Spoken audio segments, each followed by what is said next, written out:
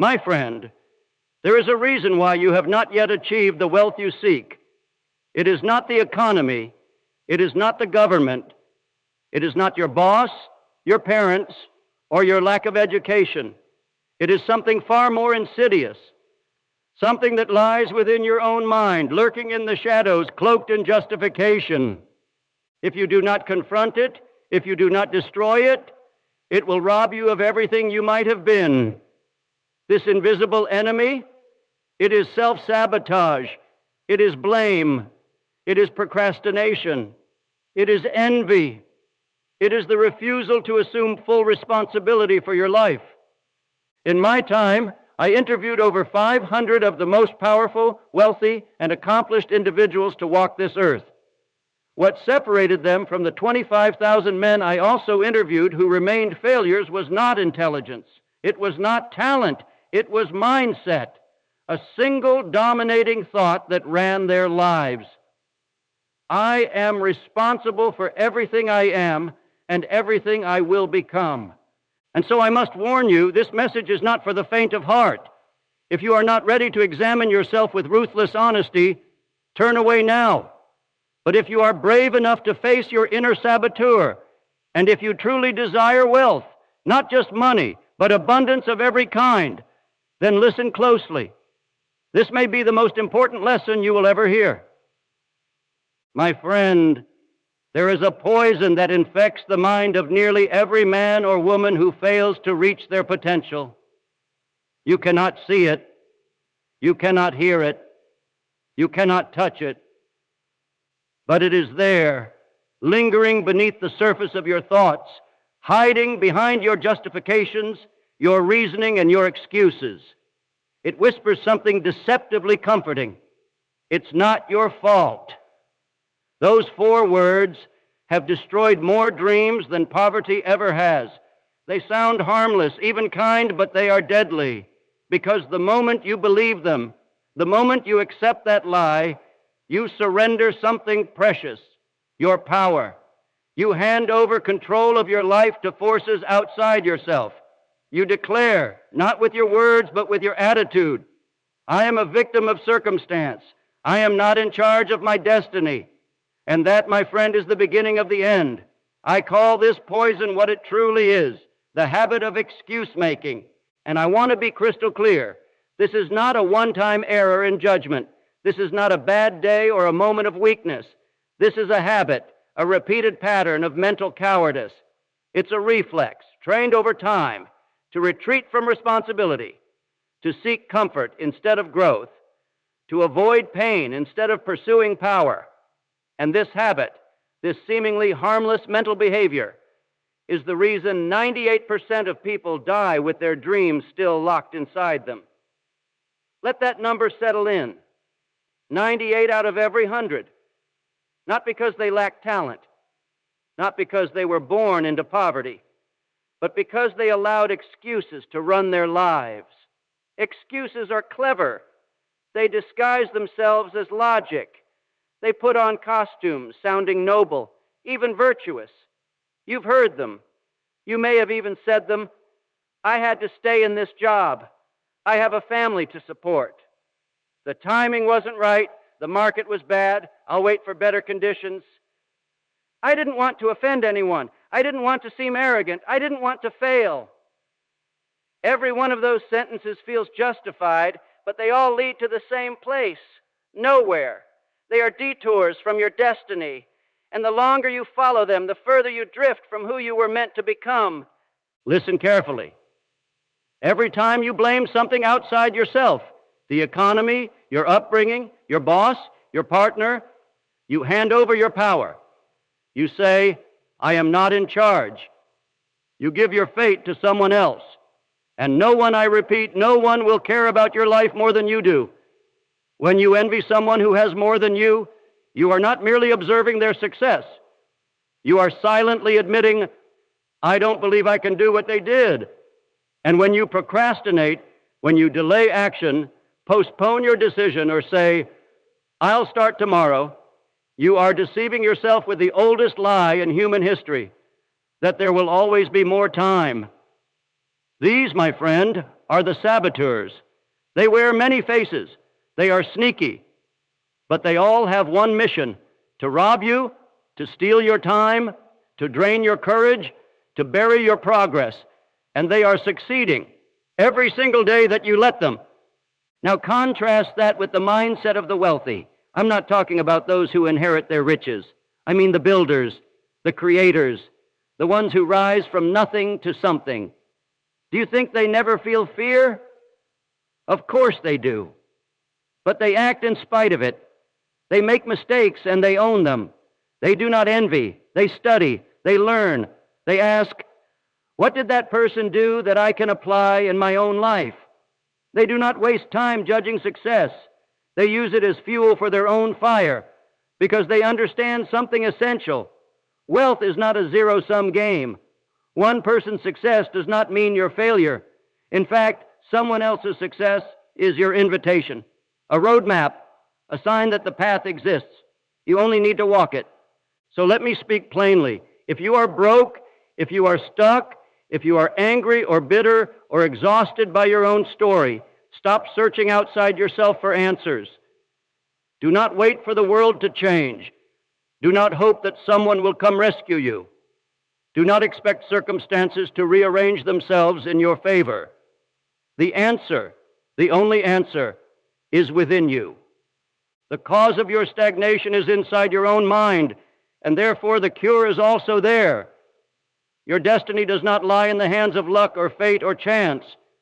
It lies in your next decision. Will you give in to the poison, or will you choose responsibility? Total, complete, no excuse responsibility. That, my friend, is the beginning of wealth, not just of money, but of life, of freedom, of self-respect. So kill the poison. Reject the whispers. Reclaim your power. Because the life you want is waiting on the other side of the excuse you refuse to make. Let us speak now of one of the most subtle, yet most destructive poisons that can ever enter a man's mind: envy. Of all the enemies of success, of all the mental diseases that kill ambition, erode confidence, and paralyze action, envy may be the deadliest. Why? Because it is quiet. It does not scream. It does not knock down your door. It does not come dressed as a villain. No, envy wears a smile. It speaks in soft tones. It hides itself inside casual comments and fleeting thoughts. It slips in through a glance, a sideways look at a neighbor's new car. It speaks through a bitter chuckle at a colleague's promotion. It whispers in a sarcastic remark. Well, must be nice to get lucky like that.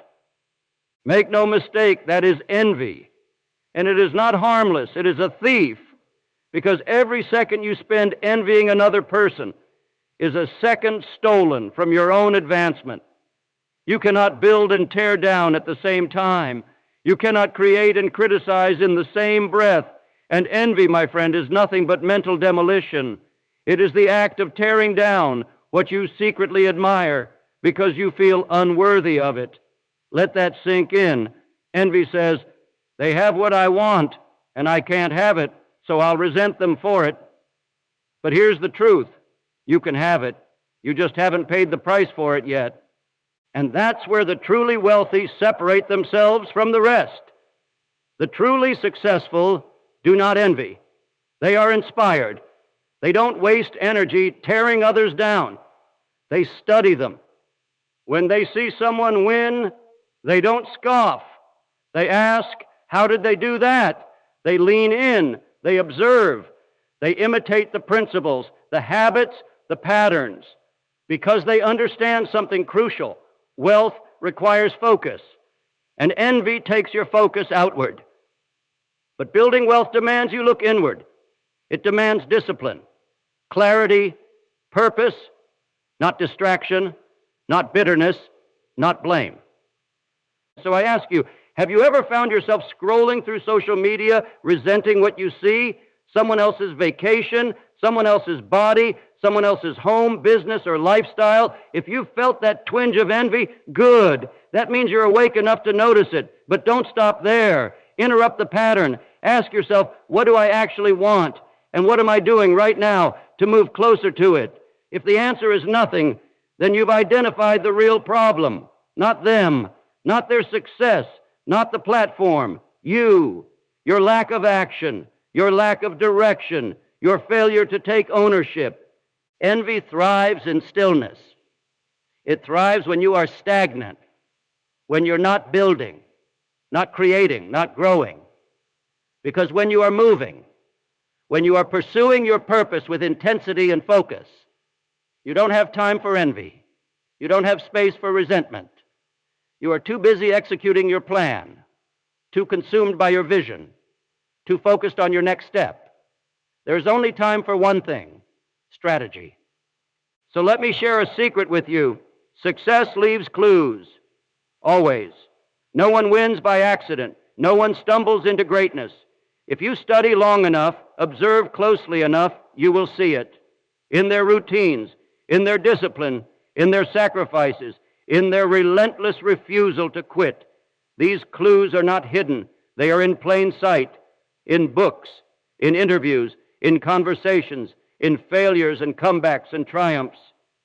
But you must have the eyes to see them, and you cannot see them while you are blinded by bitterness. You must make a decision. Will you envy or will you study? Will you complain or will you strategize? Will you resent or will you replicate? Because you cannot serve two masters. You cannot serve envy and ambition at the same time. One must die for the other to live. So choose. Choose deliberately. Choose courageously. Because if you choose envy, you choose paralysis. You choose stagnation. You choose the slow death of your own potential. But if you choose ambition, if you choose to learn, to act, to apply, you set yourself free. Free from comparison. Free from resentment. Free from that gnawing feeling that life is happening to other people and not you. Let the success of others inspire you. Let their story become your study. Let their climb fuel your own. Because when you switch from envy to intention, from bitterness to blueprint, the very people you once resented will become your mentors, whether they know it or not. And you will become dangerous, focused, driven, unstoppable. So the next time envy creeps in, don't suppress it. Transform it. Turn it into energy. Turn it into action. Turn it into a reminder that what you see in them is what you must unlock in yourself. Burn this into your mind. The success of another is not your threat. It is your wake-up call. Blame. Blame is seductive. It wraps around you like a warm blanket on a bitter night. It comforts you. It soothes your pride. It tells you exactly what you want to hear. This wasn't your fault. It was them, the system, the job, the partner, the government, the economy. And for a moment, it feels good. It eases the sting of failure. It numbs the pain of disappointment. It gives you something soft to hold on to when the cold winds of reality start to bite. But that comfort is a lie. Because every time you blame someone else for your circumstances, for your lack, for your delay, you give up your power. You hand over your control. You dig your own grave, 1 inch deeper, one excuse at a time. You don't escape the consequences. You simply surrender your ability to change them. Because here's the truth. Blame is a beggar's mindset. Responsibility is a builder's mindset. Blame says, I hope the world changes. Responsibility says, I will change myself. Blame waits. Responsibility moves. Blame reacts. Responsibility creates. Now listen closely. Responsibility is not easy. It is not light. It does not flatter your ego. It demands that you look in the mirror and say the hardest words in the human language. I created this. Not I deserve this. Not I wanted this. Not I asked for this. But I created this. Somehow, some way, my actions, my inactions, my thoughts played a role. That realization is heavy. But within that weight is freedom. Because the moment you accept full responsibility, you gain access to something rare, something most people never touch in their entire lives: power. When you blame, you beg. You beg for someone else to fix it. You wait for circumstances to shift. You depend on others to rescue you. But when you take responsibility, you command. You command your thoughts. You command your energy. You command your direction. You say, no more waiting. No more excuses. I take the wheel now.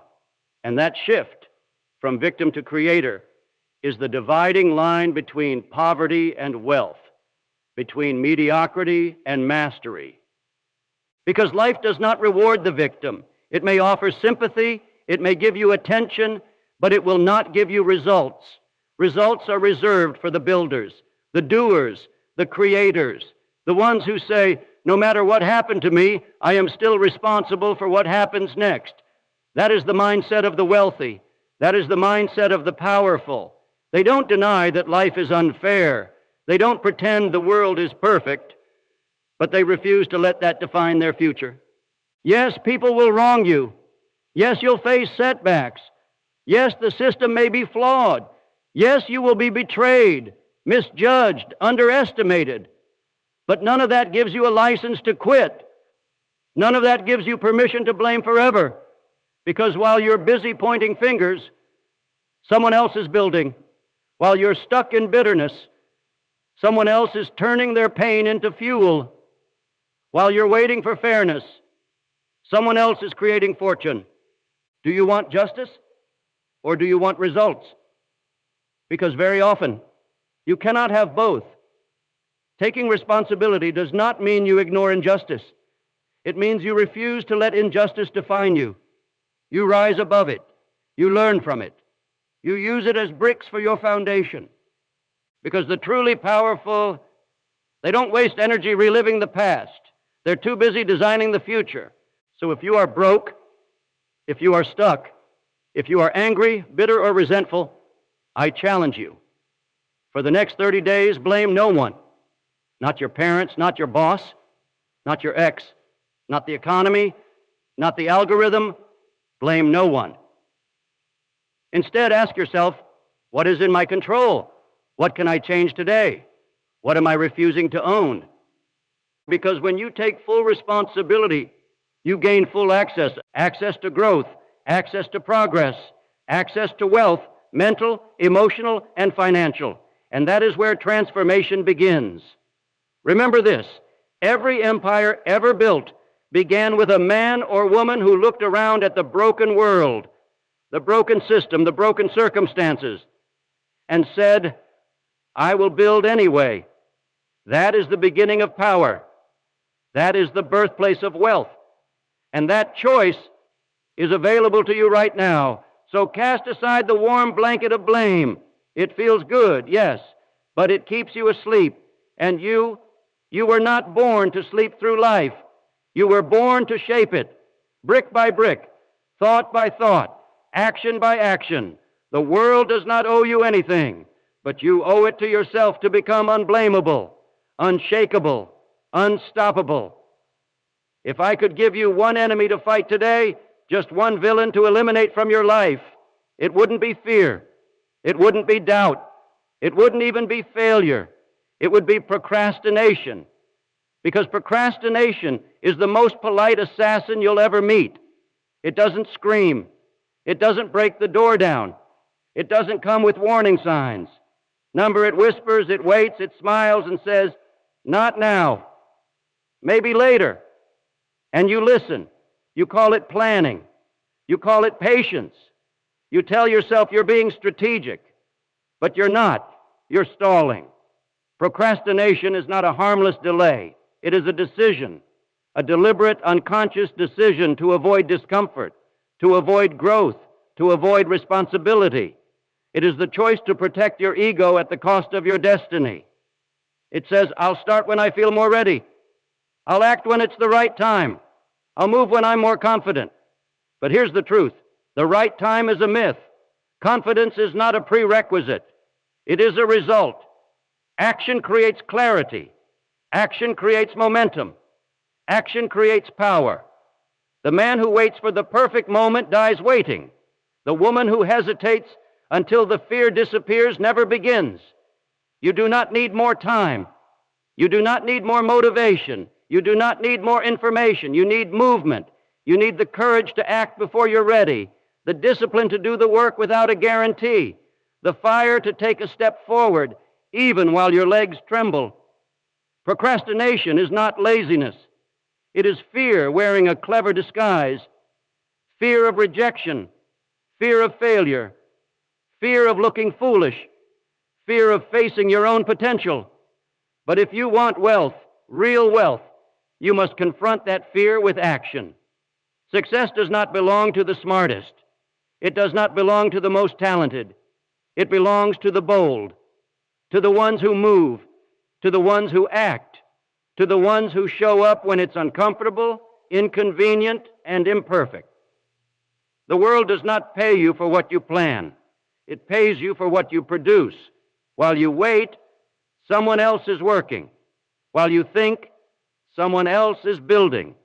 While you delay, someone else is dominating. Every day you procrastinate is a day stolen from your future, a day your dreams are kept on pause, a day your power remains dormant. You say you want wealth? Then stop waiting. You must become addicted, not to comfort, not to convenience, not even to results, but to progress, to momentum, to forward motion. Because wealth is not created in giant leaps. It's created in consistent action, in daily courage, in disciplined execution. Tiny steps taken with relentless frequency create mountains of success. You don't need to conquer everything today. You just need to do the next thing, the thing you've been avoiding, the thing you're afraid of, the thing that will move you an inch closer to the life you want. Do it now, not later, not after lunch, not tomorrow, now. Because every act of discipline rebuilds your character. Every time you push through resistance, you rewire your brain for greatness. And every action you take, no matter how small, is a declaration to the universe. I will not sit on the sidelines. I will not waste my gifts. I will not die full of potential. You don't need to feel like it to do it. In fact, the moments you least feel like it are the moments that matter most. That's when you separate yourself. That's when you rise above the 98%. That's when you become one of the few. One of the few who act despite fear. One of the few who move despite doubt. One of the few who do what needs to be done. Not because it's easy, but because it's required.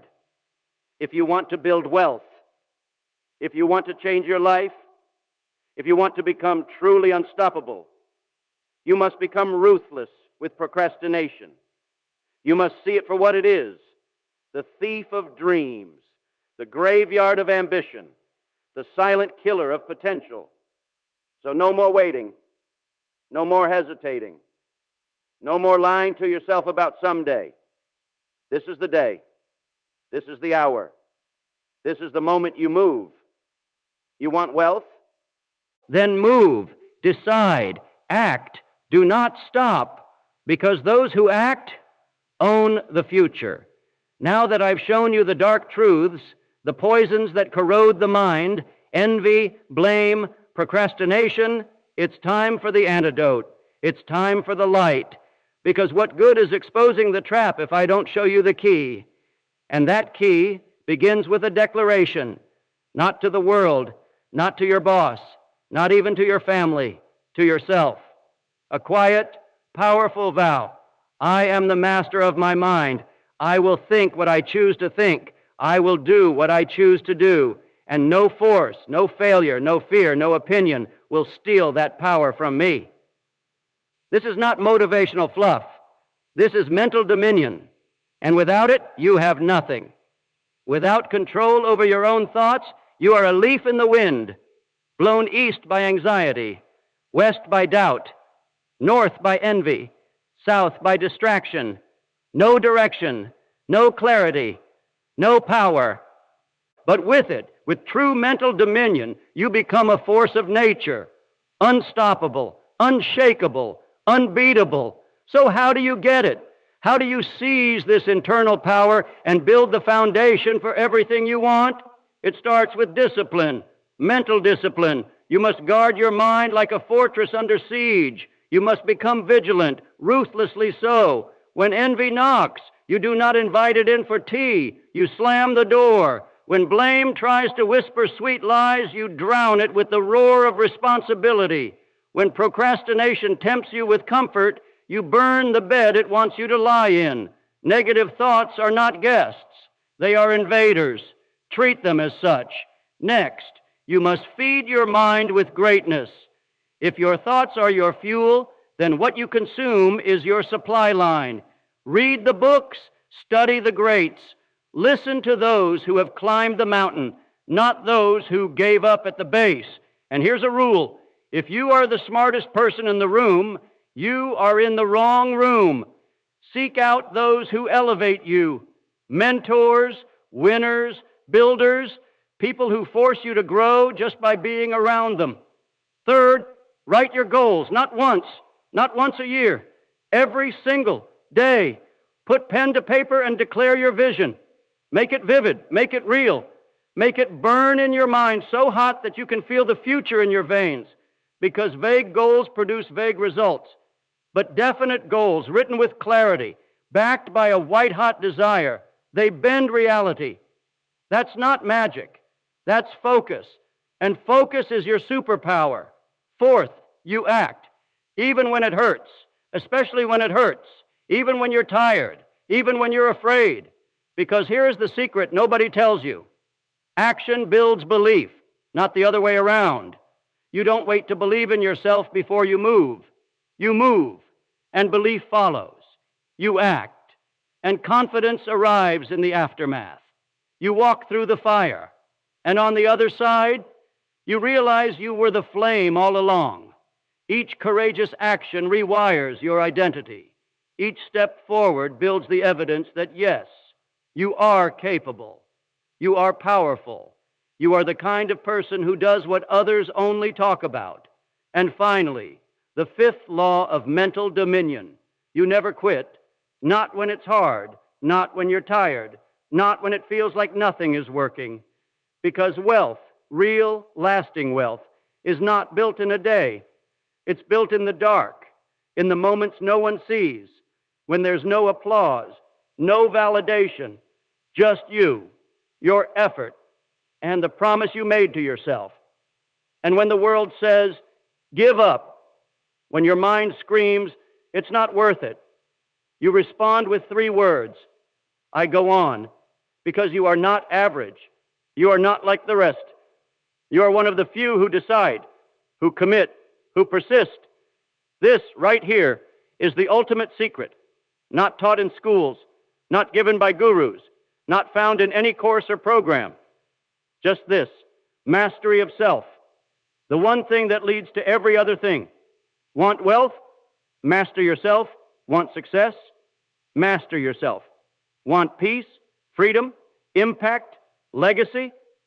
It all begins and ends with you. So choose mental dominion. Choose to control your thoughts instead of letting them control you. Choose discipline over comfort, action over hesitation, focus over distraction, and watch as your world transforms from the inside out. And so I ask you, are you willing to do what it takes to become someone no one can recognize, not even the old version of yourself?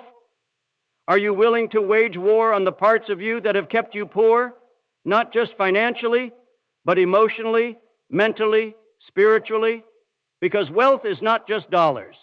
It is power over your days, freedom of your choices, confidence in your mind, peace in your soul. And all of that begins, not tomorrow, not next week, but now, in this moment, with one decision. I will no longer sabotage my own success. Say it out loud. Write it down. Burn it into your spirit. I will no longer envy. I will learn. I will no longer blame. I will build. I will no longer delay. I will act. I will no longer surrender. I will rise. You were not born to be average. You were not meant to live a life of quiet desperation. Inside you is a power greater than you can imagine, and it will remain locked until you decide to claim it. So take the first step, and then the next, and keep going. Your wealth, your real wealth, is waiting. Go get it.